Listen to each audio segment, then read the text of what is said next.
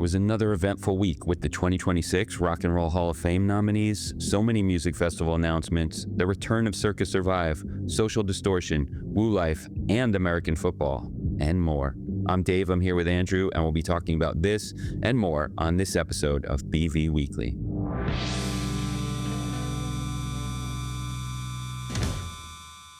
The Rock and Roll Hall of Fame nominees have been announced.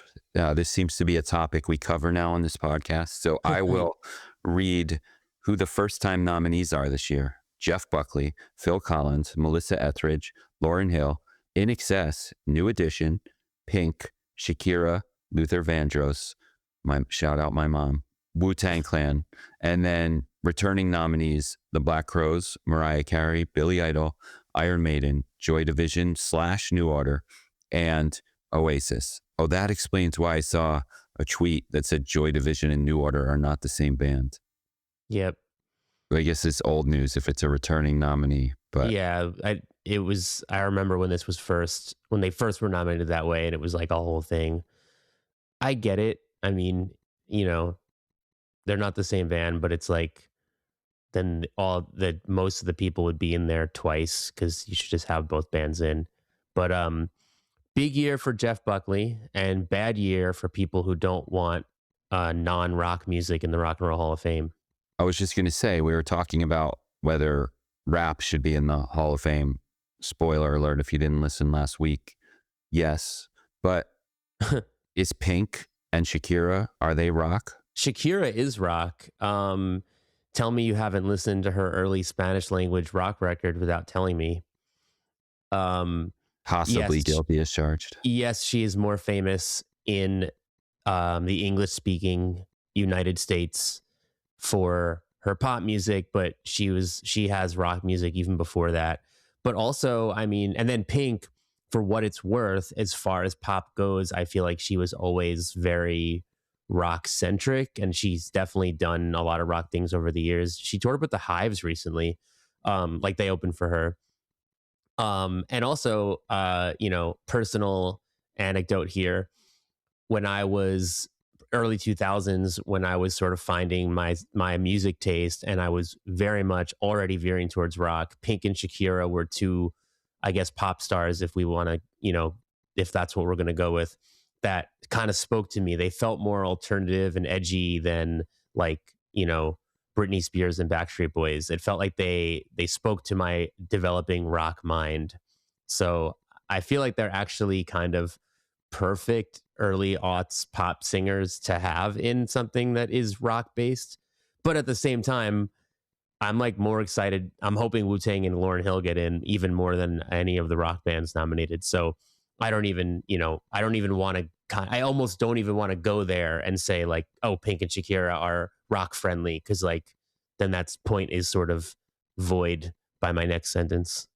You did just go there by saying Backstreet Boys are less rock than Shakira, though. So New Edition, a much earlier boy band. Okay, sorry for interrupting you. Yes, a lot of angry comments I saw were, how can they nominate Pink, Shakira, and Mariah Carey? And I'm like, the fact that you're not naming New Edition, what are you really mad about here?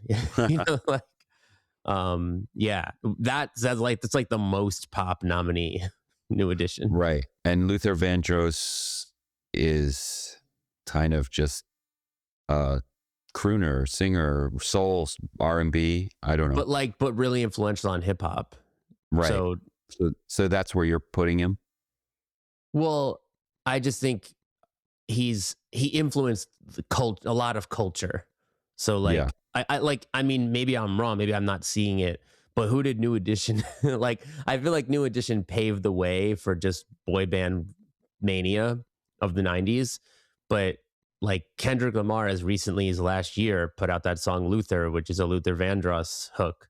So like, when is New Edition coming up? Like, you know what I mean? And then there's New Edition paved the way for Bobby Brown. For Bobby Brown?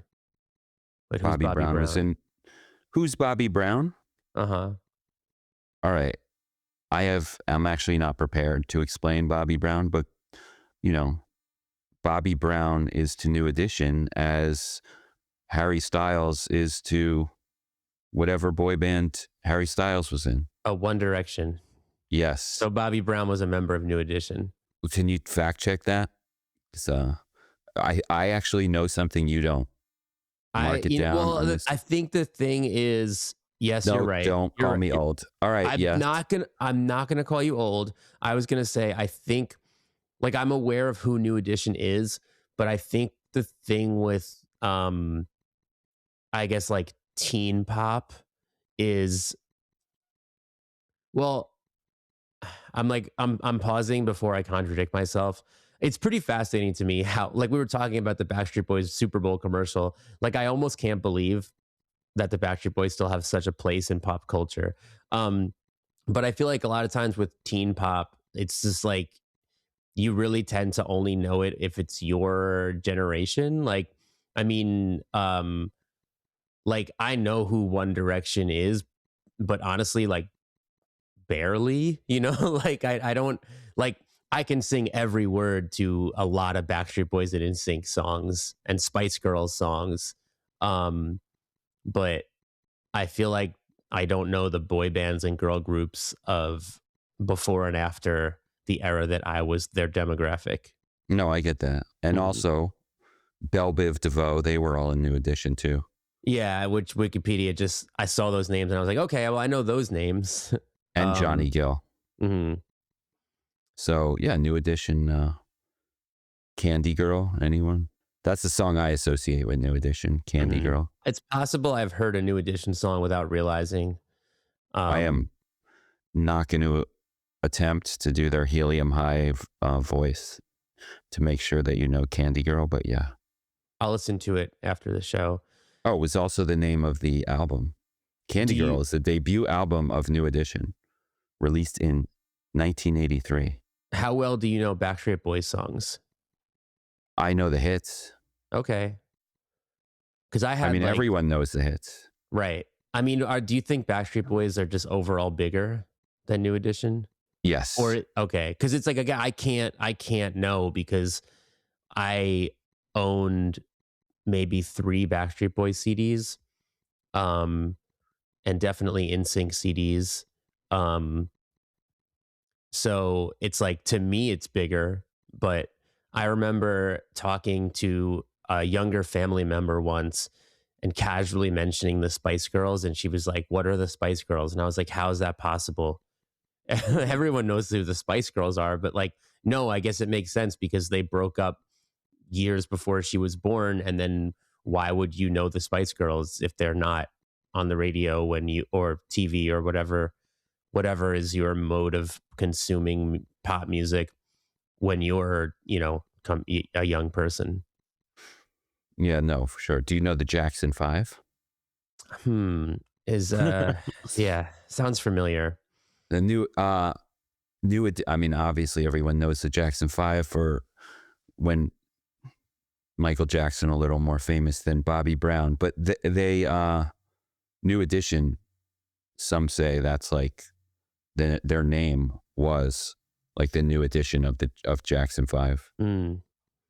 Well, I feel like there was like, I never really thought of Jackson 5 as a boy band, although I guess it makes sense, but they weren't really like assembled because they were like just all brothers, right? Yeah. So like, yeah. Like, I don't call the Jackson 5 a boy band either, but they definitely kind of, I am not a boy band historian, but clearly they helped set the mold, something like that. I'm probably more of a boy band historian than I need to be. Well, are you rooting for New Edition then? No, they induct, what is it, 5 a year? I'm gonna Google this. How many artists inducted? It is about half a dozen to a dozen. No, that can't be right. You got to stop using AI overview for answers to things. I don't know. Somebody we know just screamed at their headphones. I hope they induct Wu-Tang Clan, Lauryn Hill, Oasis, Joy Division, New Order, and Iron Maiden. No, it's a good list. And Iron Maiden on there again. we want Iron Maiden to win just so Gene Simmons will be happy. And then I mean, and they, you know, I do agree that they overdue, you know. no, but, of course. yeah. But like, let's see. I'm trying to see if any of these people have been around longer. Well, Phil Collins, but he's already in there as a member of Genesis. So what is? Okay. We don't need him in there as a solo artist. He can wait. I do. So it's interesting. It clearly the nomination. I don't follow the nominations every year, so I'm not really basing this on like what I remember from previous years. But clearly, like Jeff Buckley making it this year, I don't know if he was just eligible for the first time. But it immediately. No, it's 25 years since your first commercial recording, so Jeff Buckley's been eligible. Okay, so it just feels clearly like inspired by the news, right? Jeff Buckley's getting a lot of attention this past year because of the documentary, the viral song. Yeah. Yeah. It does, So it does make you wonder. Yeah. New Edition, though? I don't know. I don't know if there's been any. Are they viral on TikTok right now? I don't know. I feel bad. We're like ragging on New Edition so hard. I'm not ragging on New Edition. Oh. Yeah. All right. No, I have a lot of love. If I extend my list to 6, Jeff Buckley would be on it. I think. Well, you're ragging on New Edition then. Maybe. I mean, I don't care if they make it in. So Iron Maiden, meanwhile, are still playing live, as was proven by the just announced lineup of Louder Than Life, which is in Kentucky. Yes.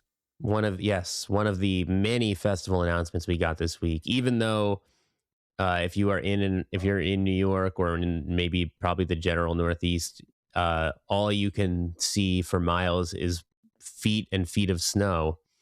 I guess spring is around the corner because they have announced so many music festivals this week. It's true, including, I think early, like last year, we did an episode where we were wondering if we would go to Louder Than Life or Shaky Knees or Riot Fest, which are all the same weekend. Mm-hmm. And Louder Than Life and Shaky Knees both just announced. I guess that means Riot Fest must be coming soon. Riot Fest always announces later.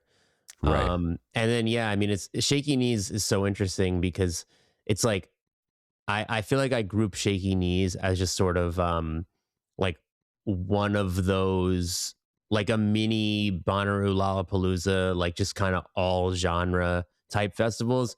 But the whole reason we were even able to have that conversation is like they kind of keep prioritizing like rock, like, you know, kind of not heavier, but like more rock, you know. They put themselves in the conversation with Louder Than Life, which is like a hard rock heavy metal festival, and Riot Fest, which is a punk festival.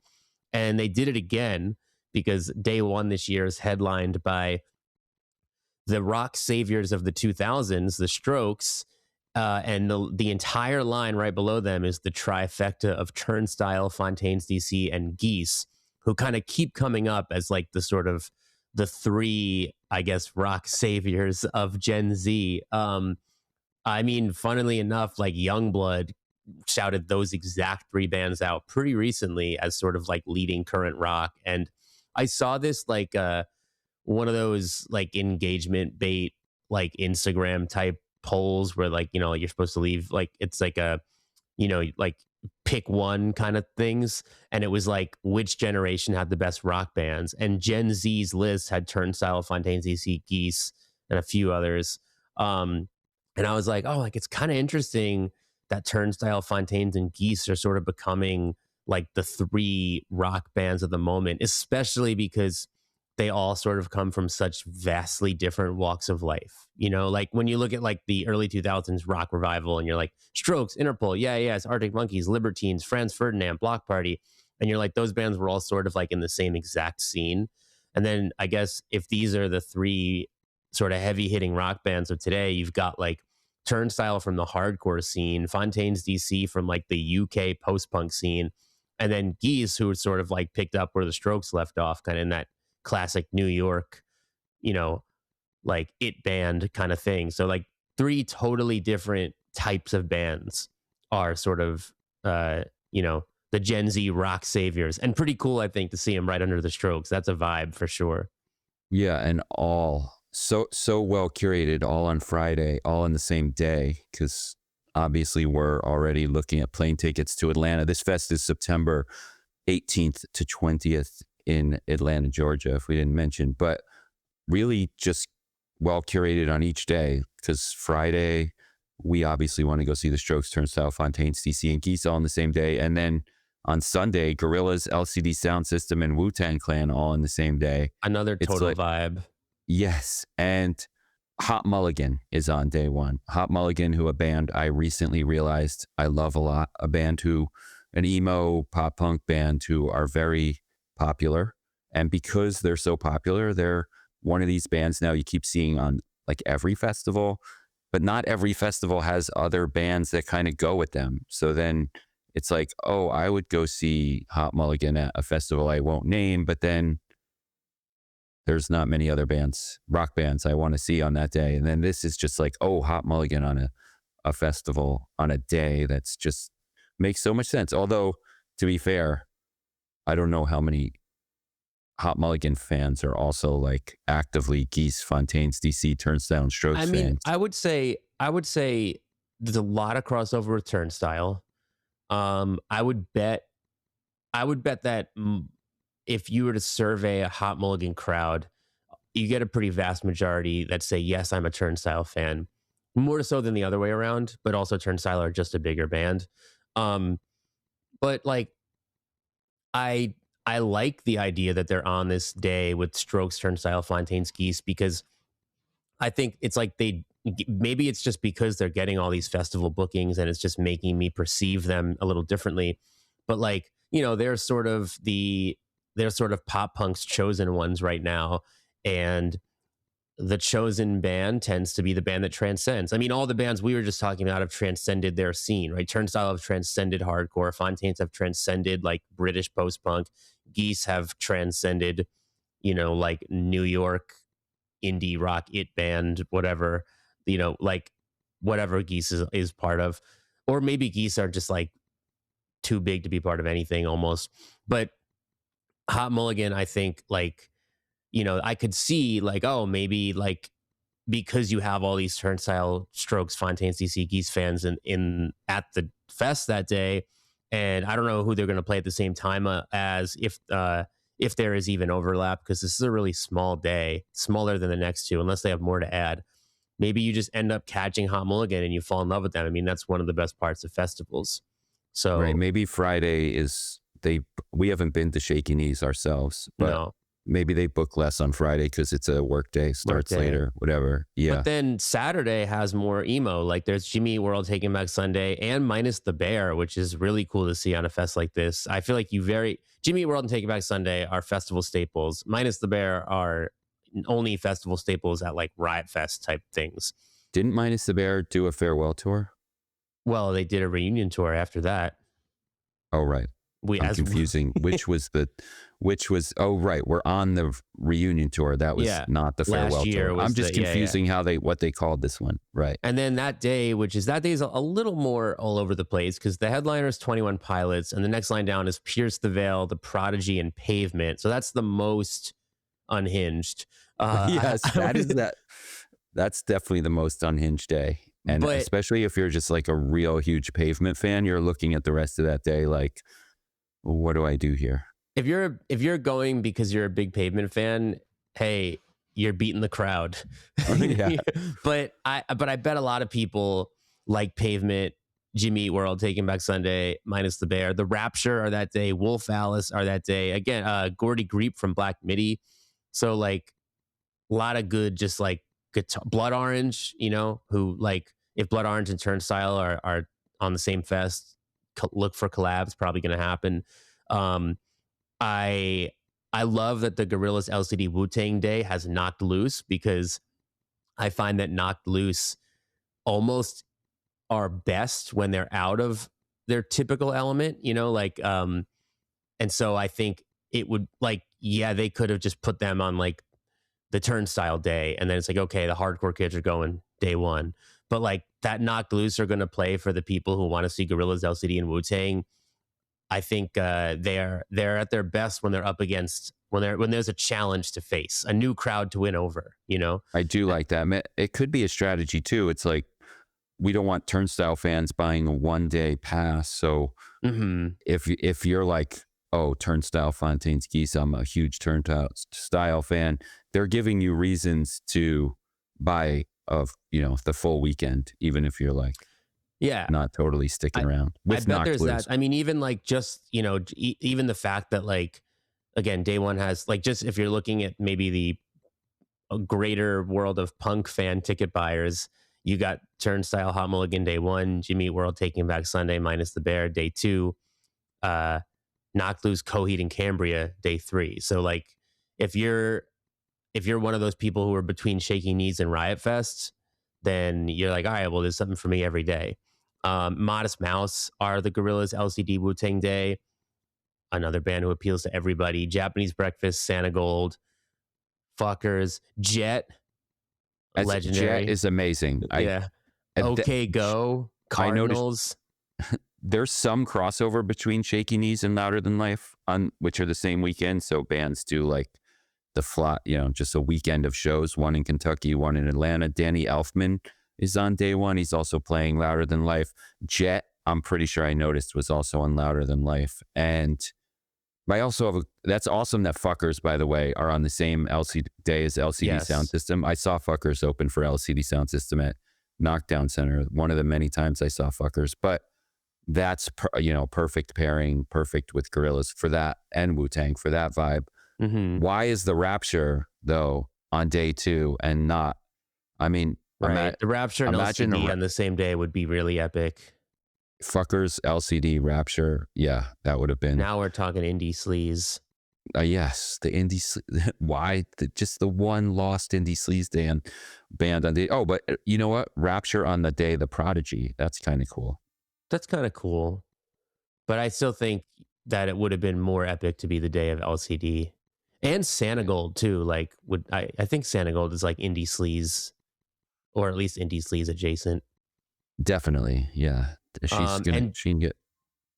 Well, go ahead. And Dave Grohl's daughter, Violet Grohl, is that last day too. I did think that Violet Grohl must be Dave Grohl's daughter. I'm sure I knew that at some point, but don't really see many Grohls around that aren't related to Dave.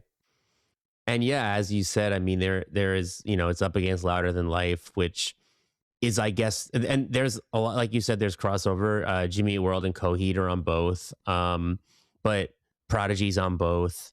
But Louder Than Life is kind of like, I think mainly, it feels like it's like a metal festival, if you had to say. The headliners are Iron Maiden, Limp Bizkit, Tool, and My Chemical Romance, who obviously My Chem aren't metal, but and I was there when they headlined Riot Fest, which was the most amount of people I've ever seen at Riot Fest. But I think Louder Than Life continue to do a really good job of being a lot of different audiences. Oh, Taking Back Sunday and Hot Mulligan are on that one too. They continue to speak to the emo people. Danzig is playing one of the last Megadeth shows. Pantera are there. Blood for Blood, who reunited. Cavalera are playing Sepultura's Roots for its 30th anniversary. A lot of cool stuff. Alexis on Fire. Alexis on Fire is awesome. Still waiting for them to announce some New York City shows. They like rolling these show announcements out one by one, feels like. And by show announcements, although this one isn't billed that way, a lot of their shows have been Crisis 20th anniversary shows. So we're definitely hoping that they're playing Crisis in full. Yeah, and Thursday is also Thursday, one day before Alexis on Fire on Louder Than Life. But one other thing I noticed about Louder Than Life, so it's one of these Danny Wimmer festivals. He presents these big, huge rock festivals in multiple states, cities that are not your average. Like, I don't know that there's a Wimmer festival in Atlanta, but there is one in like Ohio and Kentucky, and they're like some people call them the racetrack festivals. They're often at huge racetracks. I noticed they've announced a few Wimmer Fest lineups for 2026 so far, and one thing kind of conspicuously missing to me from the previous lineups was kind of hardcore.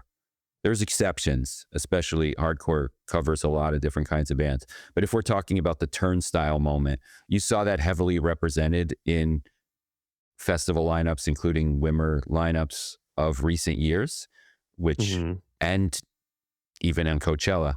But then it seemed like that was going away on some of the Wimmerfest lineups that have been announced, but it's back for this lineup. So I don't know if that's just because it didn't work in certain states and they think it works better in Louisville, Kentucky, home of Knocked Loose, home of LDB Fest, but you've got a lot on here. Tsunami, End It, Agnostic Front, Madball, H2O, Haywire, Angel Dust, Koyo, and like Twitching Tongues, the hardcore adjacent, like death metal bands who are in the hardcore scene, Gates to Hell, 200 Stab Wounds, you know, whatever Twitching Tongues are hardcore, part of the hardcore scene. So is even that too. Although, once you have a big enough grouping, you could start to say, and these other related things. Whereas it was kind of more like, oh, Knocked Loose is on the other Wimmerfest, but because there's no other hardcore scene bands, we won't even call them that for this one. Anyway, that's like you said, bands that have transcended sometimes don't count. Yeah. But then, so that was just one thing I noticed cool about Louder Than Life. And this podcast is basically becoming a Haywire fan pod, but just that they continue to be one of these bands on these massive festivals. Well, they're listed as the headliner of their stage too. Oh, I missed that. It's hard to read this. Oh no, they're not. Oh, you know what? There's a headliner above them. There's a surprise guest listed above them. I forgot. Yeah. It's a special guest performance. So somebody's not announced yet. Okay. But the stage special guest. What line are they on? They're on day 2, second from bottom. Special guest performance. Haywire, right. Angel Dust, Twitching Tongues, Koyo, Missing Link, Gates to Hell. I mean, it's cool how they always like. It's an insane stage. Yeah, they curate the stages like. So there's always, they do it well because we're always like, there's a stage that we completely want to ignore, and there's one we want to stay out all day. They know who their audience is. Riot Fest does a really good job of that too. They always make each stage feel like this could be just like a bill. Yes. And then sometimes because they do that, there's really confusing ones. You're like, wait, Drug Church is opening for who? But yeah, it's like. Right. It's funny because you otherwise wouldn't even have to think about it that way. Yeah. The Mars Volta is on this, so I don't know if it means they're announcing more shows. It doesn't say hopefully it's not a playthrough of just the new album, which they had been doing for the past year. Hopefully it is. No. Ministry, Filter, Toadies under Mars Volta there with Prodigy too. Mm-hmm. So Prodigy, Danny Elfman, both Louder Than Life, and the Atlanta Fest, Shaky Knees on both. We're like the only people that would talk about these fests as competition. Honestly, it's true. These fests aren't considering themselves competition, right? But we are uniquely interested in both, and always, again with Riot Fest as well. Every year, I think becomes where are we going that weekend. Sometimes the answer is nowhere, not because we don't want to, just realistically. But I mean, I forget what year it was that I went to Riot Fest and really, really, really wanted to be at Shaky Knees also. So sometimes it's just like a tough call. But in my group chat of like, what music festival are we doing this year, Shaky Knees has been coming up more and more. So I do wonder if the bookings really dictate the audience, like I don't know if Shaky Knees, like, I think if you're like the metal community is like, oh, Louder Than Life, I know what that is. I have an opinion on that. Shaky Knees, I don't know if it has like that same kind of reputation in a specific scene. But if you're booking Strokes, Turnstile, Fontaines, Geese, Gorillaz, LCD Sound System, Wu-Tang, Knocked Loose, Modest Mouse, Jimmy Eat World, Taking Back Sunday, like, you're probably stirring up interest from a lot of the people who are also looking at Riot Fest and even Louder Than Life. Definitely Riot Fest for sure. Yeah. They're giving and Louder Than Life, they're not worried about those other fests. Probably they've got a huge built-in audience for Danny Wimmer Fest that very much are appealing to with headliners like Iron Maiden, My Chemical Romance, Limp Bizkit, and Tool, and Gojira. And I think what makes us unique is that we are outside of the sort of, well, like the Brooklyn Vegan universe is maybe like stereotypically outside of like the Louder Than Life universe, but we end up kind of being like looking at it and being like, wait a minute, that's kind of looking like the fest we want to go to.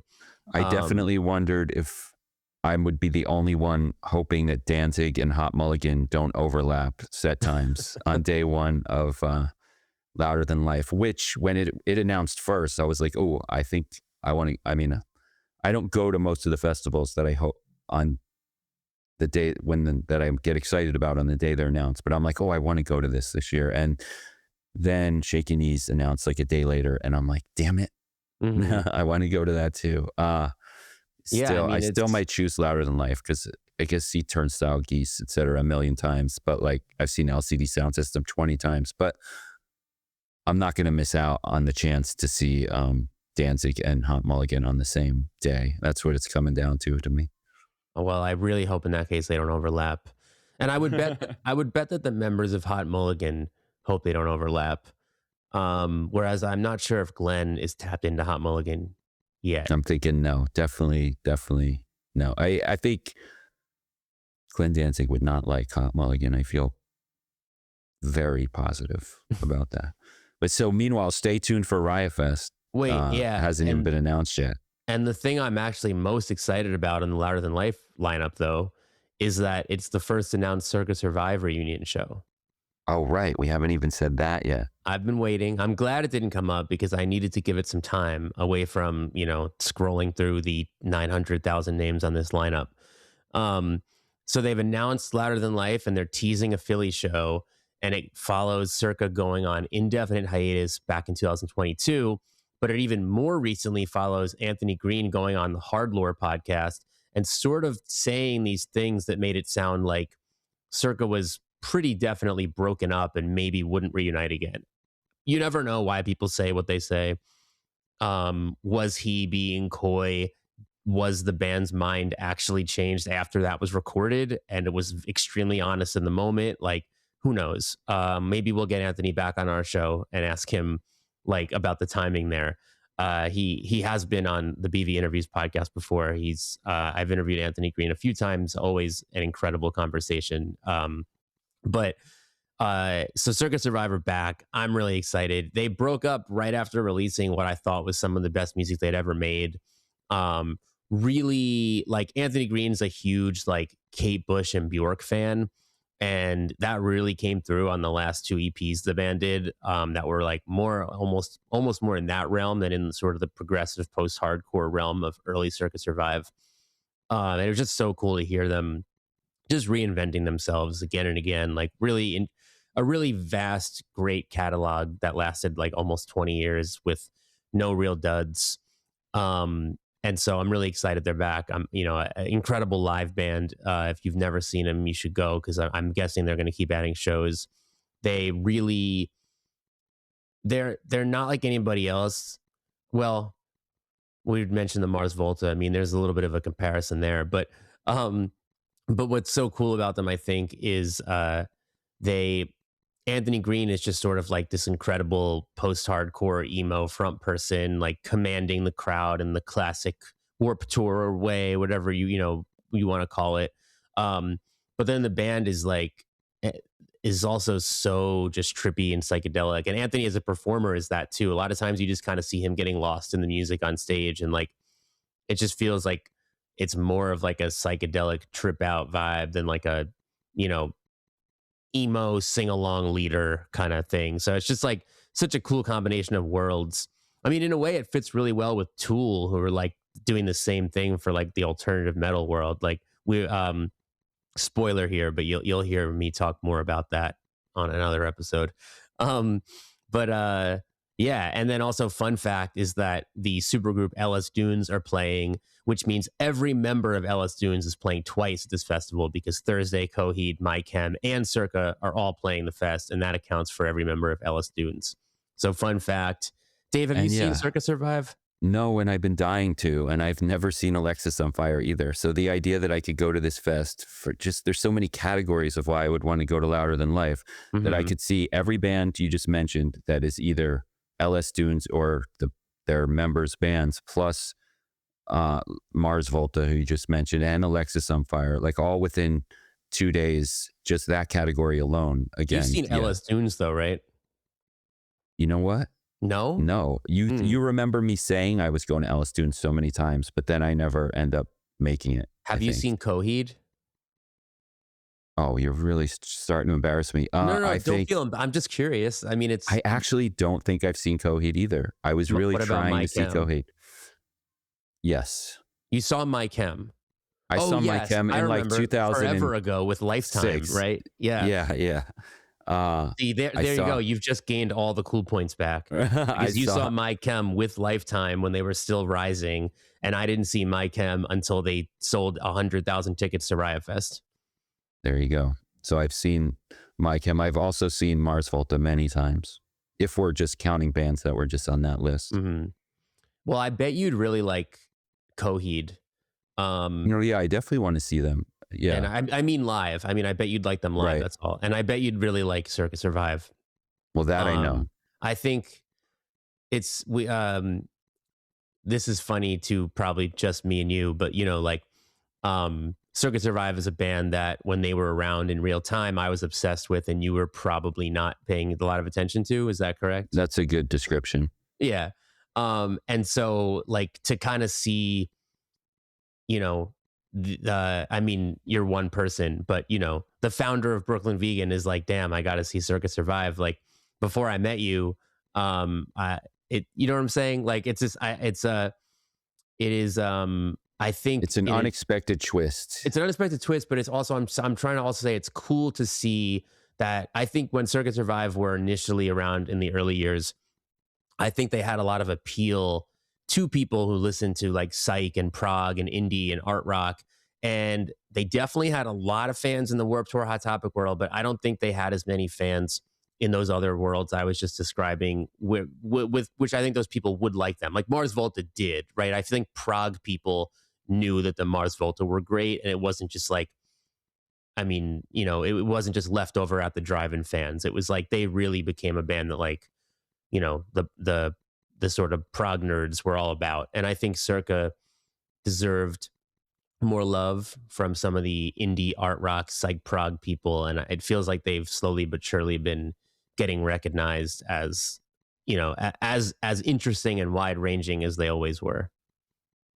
Definitely. I mean, to sum up what you also just said, Mars Volta has never put out an album that wasn't reviewed by Pitchfork, and Circa Survive, I don't think it's ever put out an album that was reviewed by 0 reviews, 0 tracks, 0 features, 0 columns. They got 1 Pitchfork mention ever in history, and it was Ian Cohen reviewing Coachella. No, it was Evan Minsker writing a news post about a split or a collab with Sunny Day Real Estate in 2014. Yes, I remember that. So that is only because they were the other side of the split. They got a mention. Which should have been enough. Like, darn, a split with Sunny Day Real Estate. Wake up, Pitchfork. I mean, how much did Pitchfork even care about Sunny Day, to be fair? No, Diary was on their like original best albums of the 90s list. Okay. They were always cool with Sunny Day Real Estate. No, that makes sense, right? Even though they famously hated emo, thanks in large part to Brett Diva Crescenzo, if that's how you correctly say his name. I don't know what he's up to these days. Like, I haven't heard from. I know he used to write for Pitchfork forever ago, and I don't know what he does now. But I would love to interview him about why he hated emo so much and see where he stands on it now. So, Brett, if you're listening, bvweekly@gmail.com. And anybody else listening, bvweekly@gmail.com if you have any feedback. And by the way, please like and subscribe. But let's keep talking. 2 other reunion bands that I'm really okay, go that direction. The Sound and Fury lineup. I was going to Sound and Fury. I was going to say, if there's not enough hardcore on Louder Than Life for you. Dave and I are always in competition to see who has the best segue. Go ahead. The Rival Mob and Carry On, wow, really exciting, are both back. The Carry On did a surprise like one song reunion during, I think it during Twitching Tongues or God's Hate last year. Similar members, which is why I'm blanking. Yeah, I think it But was God's Hate. God's Hate, yeah. And so like, and Carry On was also Todd Jones, who leads Nails and was in Terror and is produced the last Terror record and produced the new Terror record announced this week. More on that soon. But Carry On is just like, if you're not familiar, like one of the best hardcore bands of the 2000s, and you can hear their influence all over the place, and their music is timeless and it holds up so well. And then the Rival Mob are a band who also I feel have been kind of coming up in conversation a lot, especially as hardcore has tended to a lot of the bands at the forefront of hardcore I feel have tended to either fall towards like the what some people call hardcore adjacent stuff, like the melodic Turnstile, Angel Dust, Military Gun, Drug Church kind of stuff, or metalcore. And then one of the things that's kind of gotten lost a little bit is punk, like hardcore that just really feels like punk. And the Rival Mob are one of the best bands in the last like 25 years to do hardcore that just feels like the way it felt the first time around, just a heavier offshoot of punk rock. And now that we're kind of seeing some bands start to bring that back, because it does feel like it's been missing, a lot of those bands are citing the Rival Mob. And I definitely have listened to a lot of Rival Mob in recent years because I felt that void and I was like, I need this in my life. And then Rival Mob just scratched the itch like very few other bands. So I really hope Sound and Fury is not going to be a one-off. I mean, they're from Boston, I believe. Like, and the members are always doing a million things. They're in like so many other current bands. But if the Rival Mob play New York, I would love to see that. Yeah, I love the Carry On. Well, first of all, those are both exciting. Sound and Fury happens in August in Los Angeles. Other bands on the lineup: Angel Dust, Guilt Trip, Holder. That's Holder, a newer band we're excited about.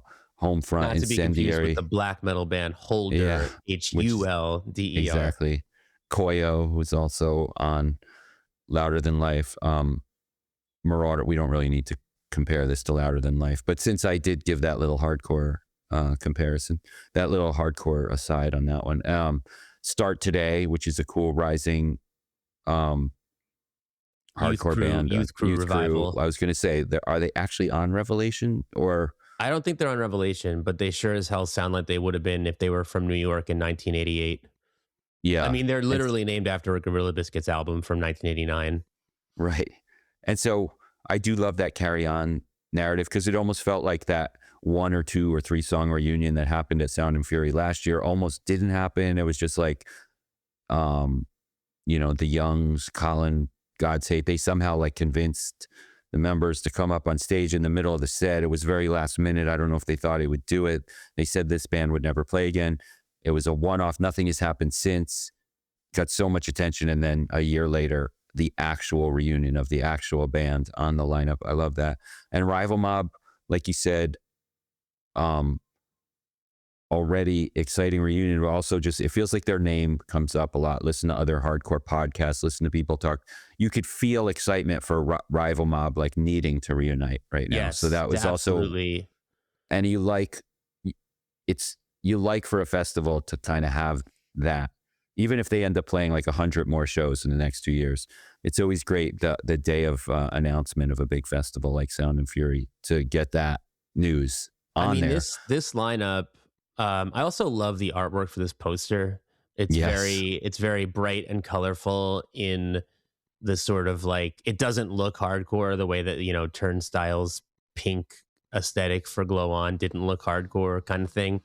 But this lineup is one of the most exciting Sound and Fury lineups to me of the past few years. I like that it has so much great hardcore, like you always expect from Sound and Fury, but it also has like a really amazing curation of sort of related to hardcore things. Like among the veteran bands are Saves the Day, who are pop punk, but who came up playing hardcore shows, and Obituary, who were like some of the original death metal pioneers of US death metal, but who have influenced so many of those hardcore adjacent death metal bands, and who have definitely gotten some hardcore bookings in more recent years because the crossover is clear there. And then, of course, like if we're really going to be, what's the word?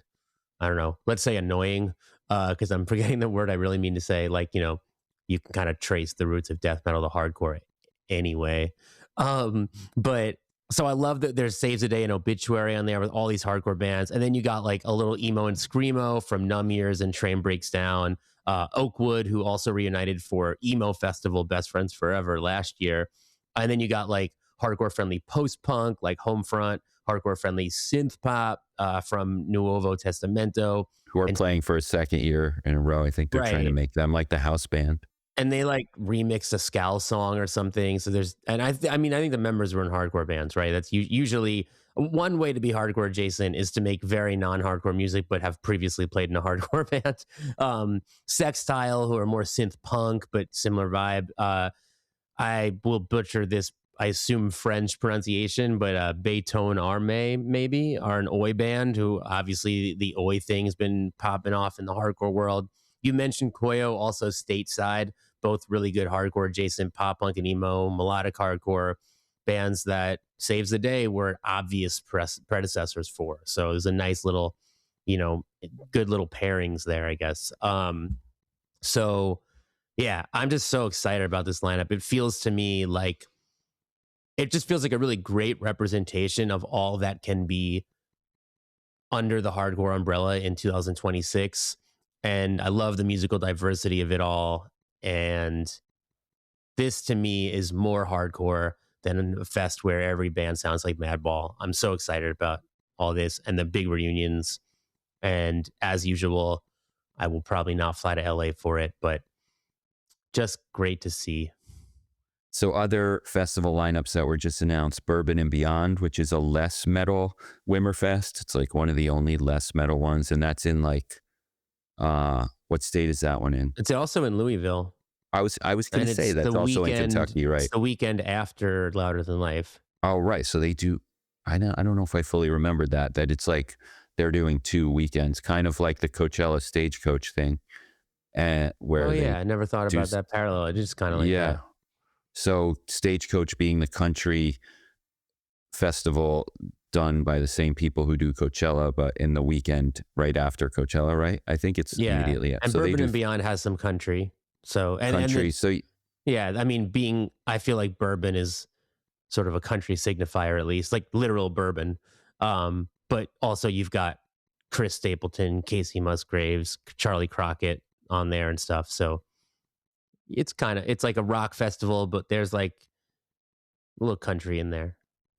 Yes. And then especially relevant to our interests, Osheaga Festival in Montreal has announced their lineup, which first of all has Wolf Parade, who have also announced a whole bunch of other dates. I don't know if they've announced any US dates yet. Do you remember? They announced like a short Canadian tour. I think just Canadian shows. They also announced that they just got a new booking agent, I think, overseas. So they're like in the wake of becoming viral due to the hockey show song.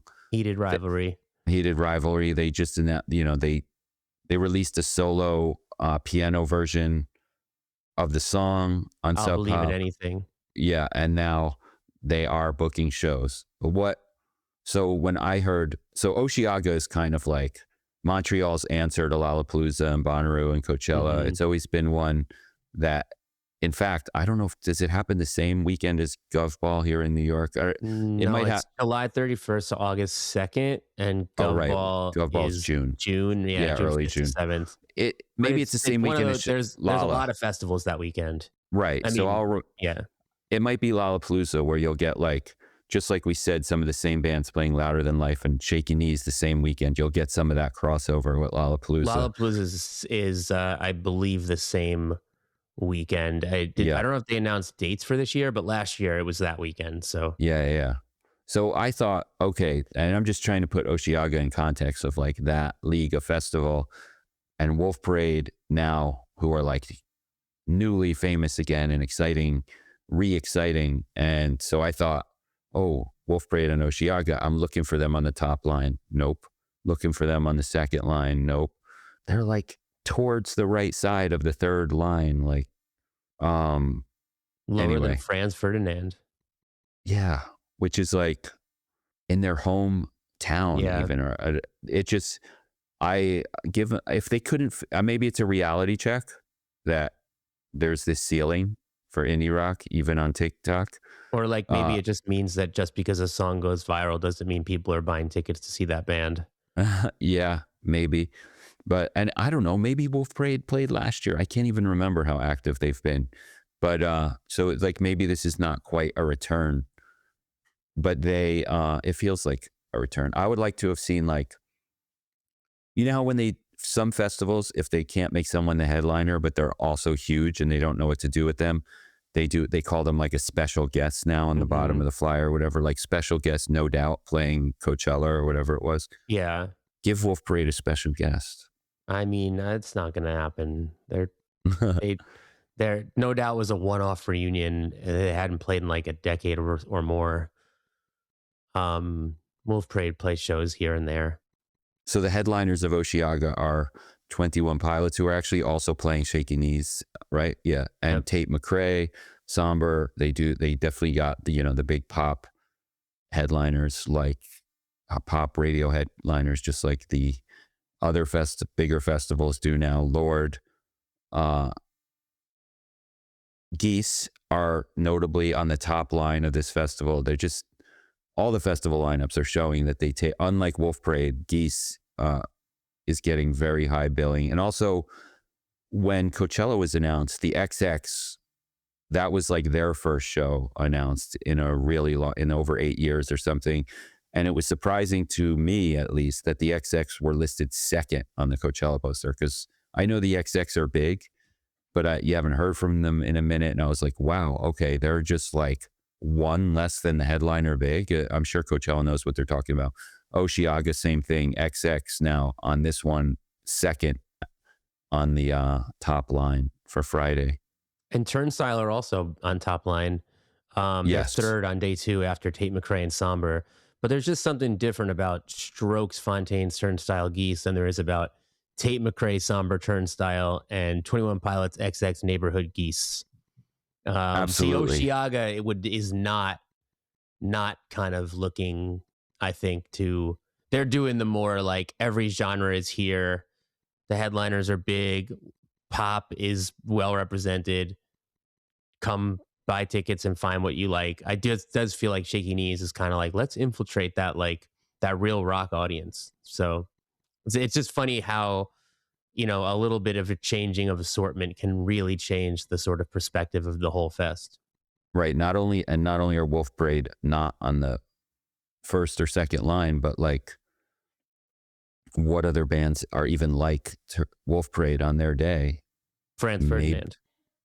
Oh, they are on that day, true. And Viagra Boys and Bar Italia, maybe. And so, yeah, you've got a few, but it's still, you're probably staying for Turnstile at least, though. I mean, it definitely seems, again, it's their hometown, so who knows? But it seems like a lineup where Wolf Parade could just sort of easily go overlooked and not play to a lot of people because the festival sold out quickly to Tate McRae and Somber fans. Right. If it was Coachella, I would especially. If it was Coachella, I wouldn't be doubting that at all. I would be saying with my whole chest that Wolf Parade will play to nobody. Right. Poor Wolf Parade, but no, not really. Poor Wolf Parade. Not really. It's just, it's been great. All the Wolf Parade attention. This festival also has Horse Girl, but not that Horse Girl. The two-eye horse girl. There is the one with 2 eyes. Yeah, there's and 2 the different horse girls mask. at once. Yeah. The other fest, announced so many fests, was Capitol Hill Block Party. So we won't spoil that one. You can go look that one up. Let's jump into some of the very exciting album announcements and songs that came out this week. Yeah, let's do it. So we got a lot of like long awaited returns, 2 of which were 15 years. And I'll start with one of those, which is Social Distortion, the Orange County punk legends. have announced their first album in 15 years, 8th album overall, first since Mike Ness beat cancer. Amazing. We're very happy for Mike. The album has features from Lucinda Williams and Benmont Tench of Tom Petty and the Heartbreakers. And the title track is out now. And in addition to having lyrical nods to David Bowie, Lou Reed, and Iggy Pop, it just sounds like classic Social Distortion. It's like a punked up boogie rocker. Mike Ness's voice sounds as gritty and unmistakable as ever. And it's just really amazing to hear Social Distortion sounding like Social Distortion after a 15-year gap and a cancer treatment. I mean, it just feels like it warms my heart. Yeah. And we had an exclusive splatter vinyl variant, but it's sold out, right? Yeah, but we do have another color now in the shop. We have another color. Yeah, but sorry, you gotta act quick on some of these exclusives. So yeah, get that. And also the artwork was created by Mike Ness himself with Shepard Fairey. So, I feel like a Mike Ness Shepard Fairey art collaboration is something you might want to own on 12 inches by 12 inches cardboard. Even if, let's be realistic, right? Sometimes you're buying it to have the nice big artwork. And the splatter vinyl looked amazing. It's a bummer it sold out if you didn't get it. But they're also touring with fellow California punk legends Descendants, and we also have some new Descendants exclusive vinyl. They've been reissuing their classic 80s records with org music, and the Enjoy reissue was just announced this week. Org has also been doing these punk note editions of these records, which is like based on classic Blue Note records with different artwork and liner notes. And I wrote the liner notes for these Descendants punk note editions. So if you want to read my thoughts on the Descendants' most fart joke filled record, which also has a Beach Boys cover and a tongue-in-cheek metal song and some amazing melodies, then you should buy the punk note edition, which is in the BV shop. But you should also check out the bubblegum vinyl variant, because that's super limited and it's going to go, and you should get it in our store. And if you want Andrew to autograph your punk note edition, please email us at bvweekly@gmail.com. Yeah. And do that. I don't know, you might have to pay postage both ways. But yes, mail it to me and I'll mail it back signed, because I know you want my signature on a Descendants record. But yeah, Social Distortion, great new song, first in 15 years. Also first in 15 years, Wu LYF. That's impossible. How is Wu LYF a band because for 15 they put years? one record out in 2011, right, and then broke up. And the singer formed that band LUH. And I mean, I don't know. To me, Wu LYF, their legend has grown. Like, they just made this like hot, buzzed about record that a lot of people compared to Wolf Parade. Speaking of, and I'm sure Token Dave mentioned of Clap Your Hands, say, yeah, must have come up at some point. They basically were like a buzz band, if you're not familiar. And the thing with buzz bands is they often fade away, especially when they break up after one record. But I feel like that record was so good, and the breakup just felt like unfinished business that, and then of course the singer having a new project where he continued to make great music, and his unmistakable voice, which sounds like nobody else in the world, like continued to be just a gem of a voice, I guess. So like, when I heard that they were reuniting, I was like, oh, this is huge. And I'm curious how many other people think it's huge. I think we'll find out. But 2 songs from the record are out now. The record's called A Wave That Will Never Break. It was produced by Sonic Boom, who's obviously also a legend, much more of a legend than Wu LYF. That's a very cool pairing. He's, in recent years, we've heard him work with Panda Bear and MGMT. Sonic Boom production is always great. And 2 songs are out. They recently released the 11-minute Tib Street Tabernacle. Now Love Your Fate is out. And these are like, it makes the 15 years feel like nothing. There, I think this is going to be one of the best albums of the year. Like it just feels like, I think sometimes a buzz band makes a debut record, breaks up soon afterwards, and then decides to come back in 15 years. It might be like, okay, the world's moved on. Like, welcome back, has-beens or never was-is. But I think Wu LYF can potentially do it again. So I'm really excited. So Wolf Parade's buzziness was also like the perfect moment for them to do this. Yeah, although it's like funny now because like who knows, again, like when they first of all, mind blowing to think that there's 5 years, 5 or 6 years between like the first Wolf Parade and first Wu Life albums. And now 15 years since the first Wu Life album. Like they don't feel that close in time, but now I'm like, oh, like Wu Life and Geese are 2.5 times as far apart as Wu Life and Wolf Parade. Like, does that blow your mind? It blows my mind. It's all mind blowing, including, I mean, it doesn't, I wasn't surprised that Wu Life, what happened 15 years ago, but it's still weird to have a sentence that Wu Life announced their first album in 15 years. Something about that is just weird. And no, totally. I mean, it makes them like for Social Distortion, it makes sense. Yeah. Well, because especially because you went right after Social Distortion. Yeah. That's like, but the fact that that's the same gap, it's crazy. Yeah.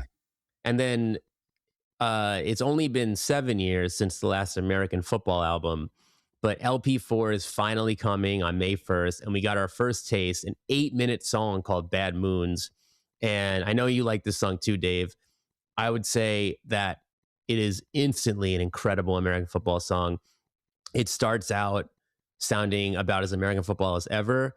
The one sort of new aspect being the harp, which is beautiful.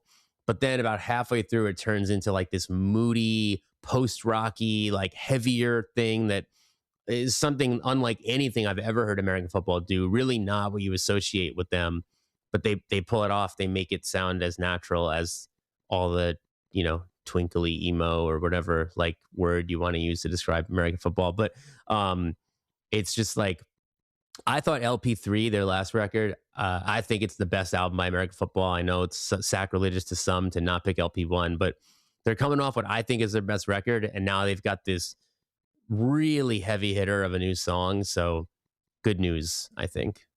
And a full 8-minute video to go along with it, with a cast of like 50 people, most of them children, in it as well.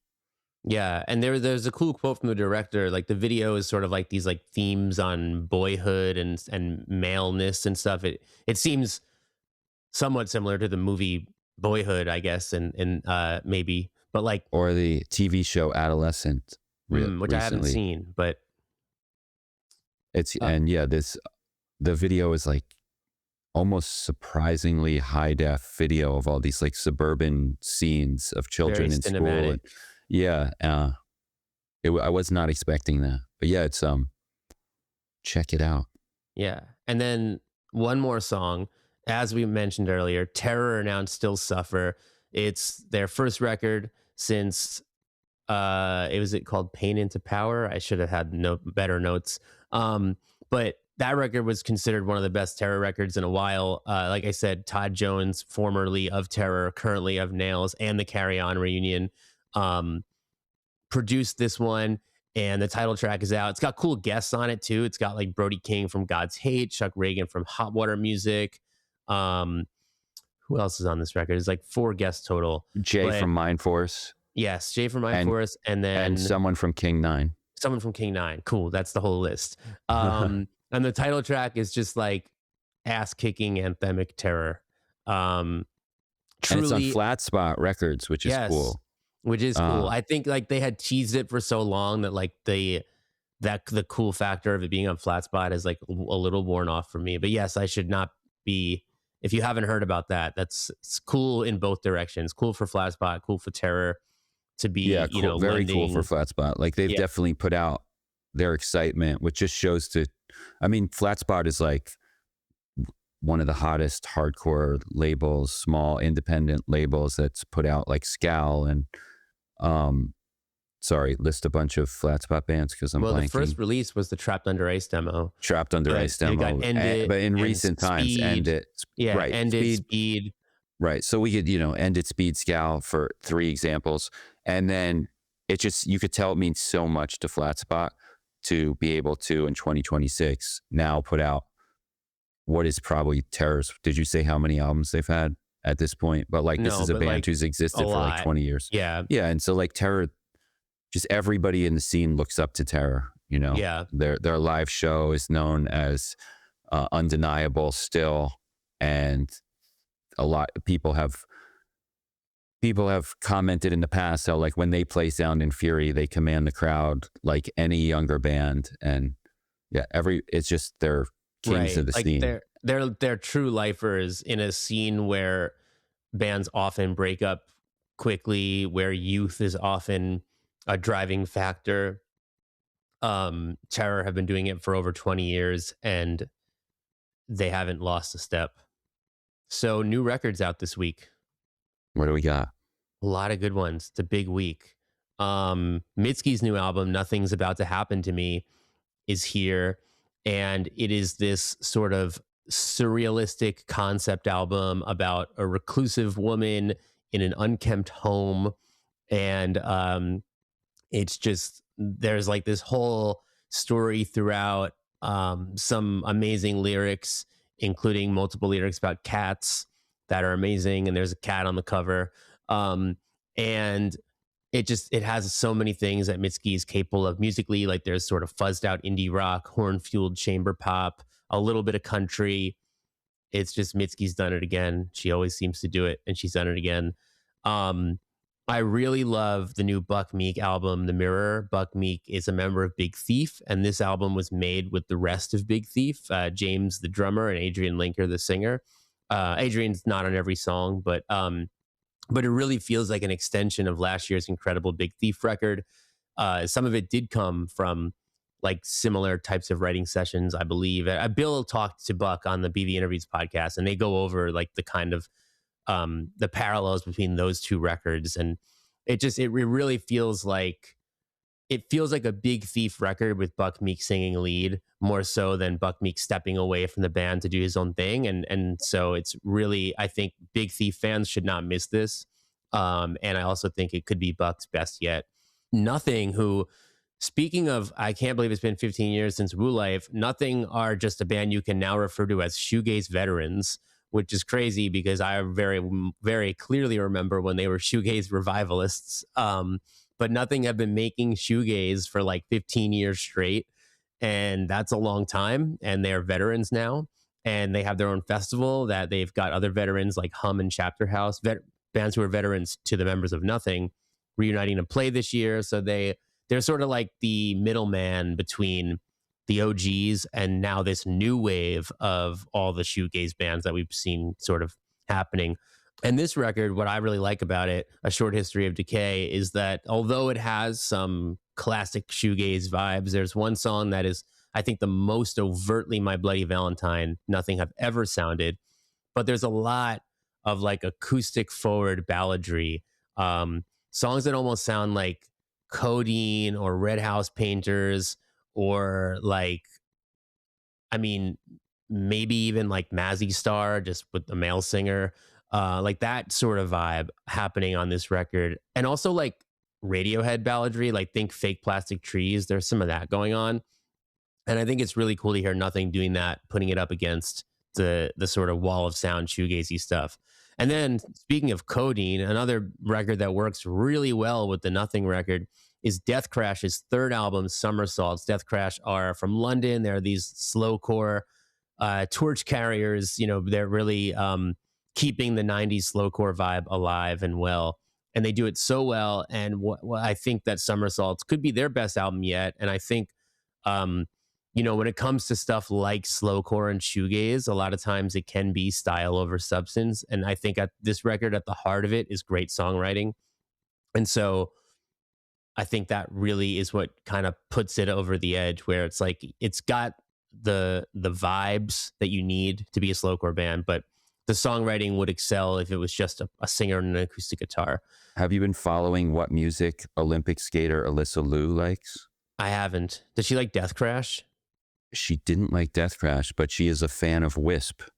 Okay. She follows Wisp on Instagram, and it's become like, you know, everyone's feeds right now are filled with Alyssa Liu, her amazing piercing in her mouth, and yes, especially since she won. I very much know who she is. I just didn't. And And she looks like she likes alternative music. Right, but I think she's most associated with Pink Pantheress now. But people care about what music she skates to, what music she shouts out. She did a perfect 10 for Pitchfork where she said Pink Pantheress as her answer. But she also, my feed is filled with how much she loves Mitski. She's also follows and has name-checked Mitski in multiple interviews. So she's probably excited for that new Mitski this week. But yeah, I couldn't help but think about her love for Wisp as well. Has Wisp played Nothing's Shoegaze Festival? I think maybe last year. I don't think they did. Okay, maybe next year. Maybe next year. Wouldn't be. There's definitely been other stuff of the wave that Wisp is part of on those festivals. But there's a lot of music out this week. I'm going to keep it to a tight 5, and then we can just kind of run through some names of some others. But the 5th one that I'll give a little extra shine to is the first album from Gina, Gena, all caps, which is the duo of Live, LIV.E, not the alternative rock band, but the neo-soul singer, and Carium Riggins, the veteran drummer-producer who has worked with a lot of, Live is a newer neo-soul singer, but Carium Riggins has worked with a lot of veterans in that world, like in and around that world, like Erykah Badu, Jay Dilla, Common, stuff like that. And so they come together, 2 different generations of hip hop, neo soul, alternative rap, jazz, all this kind of stuff, all floating in the same ether together for this record, The Pleasure Is Yours. And it's an album I think could really bring together the past 3 generations of just alternative hip hop and neo soul fans. Really, really good. And then, like I said, there's so much out this week. I'm just going to kind of skim past some of it, but Amanda highly recommends the new La La La La record. La La La La, as in La La space La La. Saying it fast out loud. I usually read that name, say it in my head. I'm realizing it's like La La La. But Amanda says it's a step up for her and a little synthier. So now I don't know if the Stove God Cooks record is actually coming out this week, because it was supposed to, but then I haven't heard anything about it. And I think there's like some label drama there. So TBD. But if there is a Stove God Cooks record on today, because we're recording and on Dave Thursday, recommends it. Yeah, then Andrew and Dave are both really excited about it, if there is one. So listen to it. And if there isn't, we will touch base if and when it happens. Another Dave and Andrew loved band, Voxtrot, have released their first album in even more years than 15. I think, is it 17? It's called Dreamers in Exile. And it makes me super nostalgic because I liked Voxtrot in real time a lot. So did Dave. And it just sounds exactly like they did back then, sort of, but in a way that it makes me feel now the way I felt then. And then Crooked Fingers, which is Eric Bachman of Archers of Loaf. Another first in 15 years, Sweat Death. Other records out this week. Wait, here we go. First album in nearly 30 years from indie pop legends Heavenly, who are also Riot Girl adjacent and who are also on the BV Interviews podcast. If I didn't say, I did say, but please listen to Bill's Buck Meek interview. I really enjoyed it. And I also have selfish reasons for enjoying it. I get a little shout out on there. So that was cool to hear. But go listen to that. It was a really compelling listen. And Gorillaz' new album, The Mountain, is here. Bill calls it their best since Plastic Beach. Hot take. We will see if that is. I haven't actually heard it yet, so we'll see if I agree with Bill. But if not, maybe Bill and I can do some back and forth.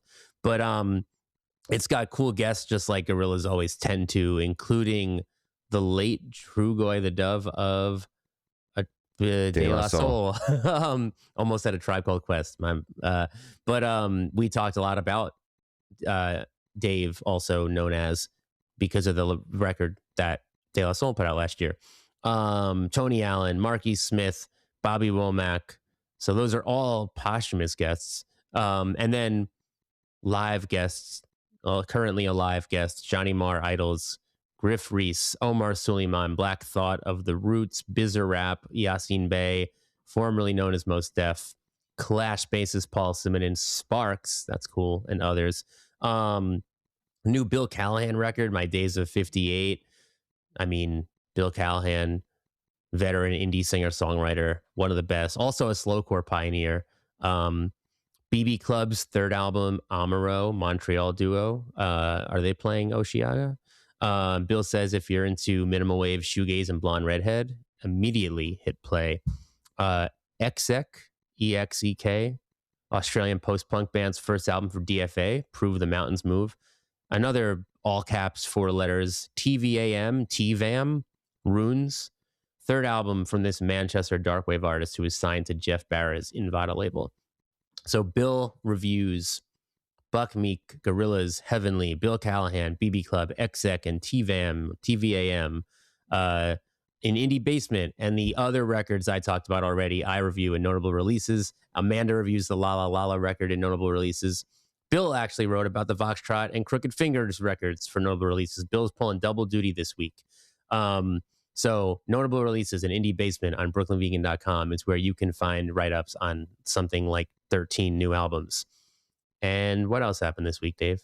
Well, after lots of rumors and teases, Metallica, no, they're not playing the Super Bowl halftime show yet, but they have finally announced a Sphere residency, which on one hand is kind of exciting for Metallica fans like myself, but how realistic is it for me to get to Vegas and spend $1 zillion per ticket? Also, they're doing, like they did on their tour last year, they're doing no repeat weekends, which means they'll play Friday night show or Thursday night show and a Saturday night show. I think they're doing it. So it's like each weekend of October, something like that. They'll be there for 2 shows where you won't hear the same song on at either show, which means if you want to be guaranteed to hear Enter Sandman, you need to go both nights. So that at a minimum makes it a even more expensive endeavor. But I think anyway. It's cool though.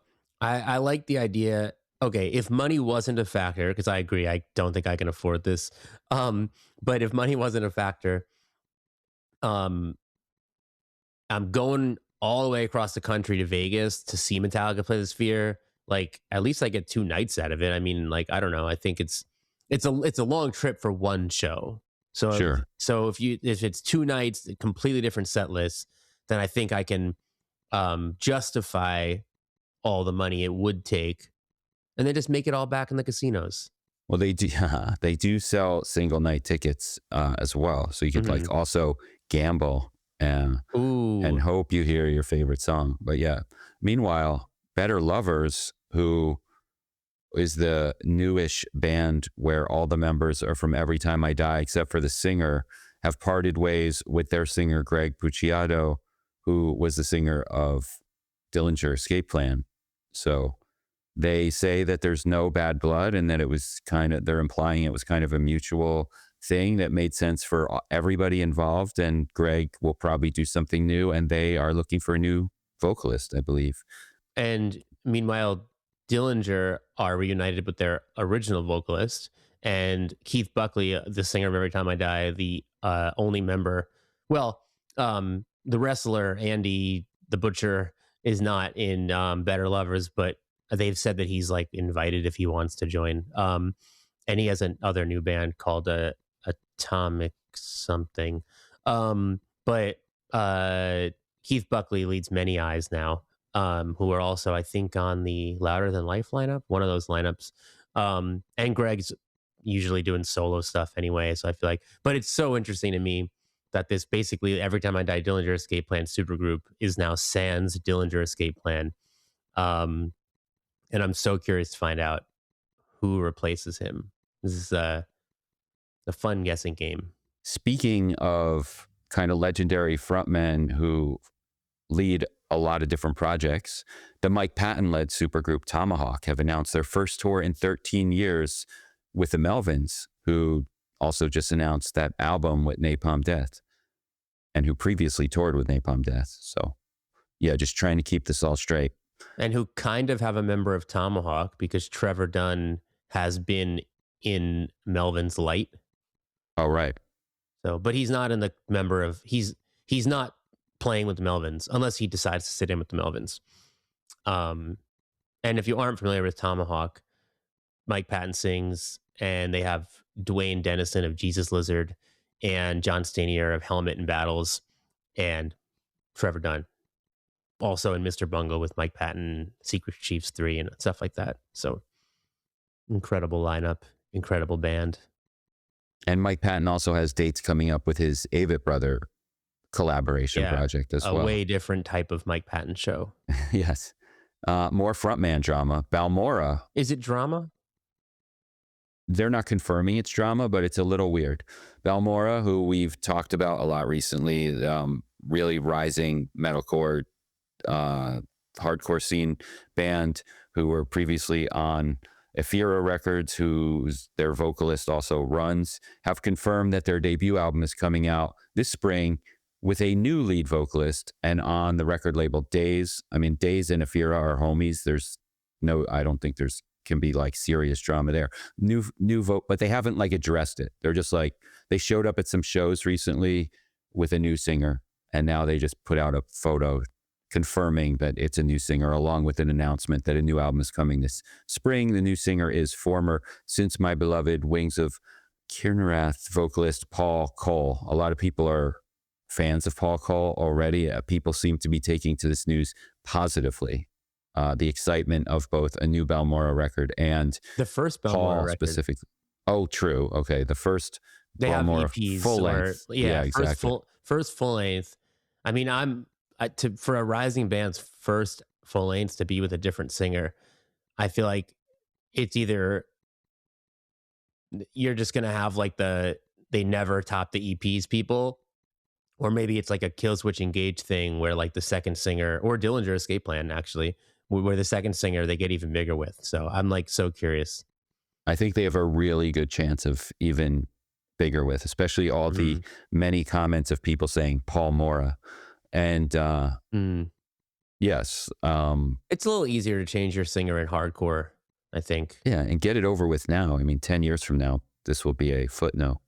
But meanwhile, Guided by Voices have announced their 44th album this week. Definitely not their first in 15 years. Maybe their first in 15 minutes. Exactly. We wrote down 44th this week, and I actually thought, oh, no, the 44th album they announced this week. Yeah. Yeah, right. I mean, I wouldn't put it past Robert Pollard. Echo Astral have parted ways with their label Top Shelf Records and their drummer. Statements have come from all sides. It's a lot to go through. You could look it up. Rest in peace to salsa pioneer Willie Colon, who paved the way for many Latin musicians, including megastar of the moment Bad Bunny, who paid tribute to Willie on stage in Brazil. Sad one for sure. And this has been another week of BV Weekly, but also Andrew might not be here next week. So we've warned you, I think, at least twice. Andrew, congratulations on your baby, which could be in the world by the time this episode comes out. And, Andrew won't be completely gone. He'll be in and out, and he will be back. But thanks for listening to BV Weekly. Go give us a rating. Please subscribe, and we'll talk to you next week. And if this is my last full BV Weekly episode before my little sabbatical, thanks everyone for listening. Stay tuned for my full force return. I can't wait to get back to it if this is the last one. But yeah, like Dave said, there's some little things coming up, so stay tuned. Thanks for tuning in. Dave and I will be back every Friday morning with new episodes of BV Weekly. And in between the episodes, you can always get much more from us at BrooklynVegan.com, on all of our social media, including Facebook, Twitter, Instagram, TikTok. You can pick up records from us at shop.BrooklynVegan.com. And if you like what you hear, tell your friends about us, subscribe to the show, give us a good rating. All that little stuff goes a really long way. It really helps us a lot, and we really appreciate it. So until then, thank you again, and see you next time.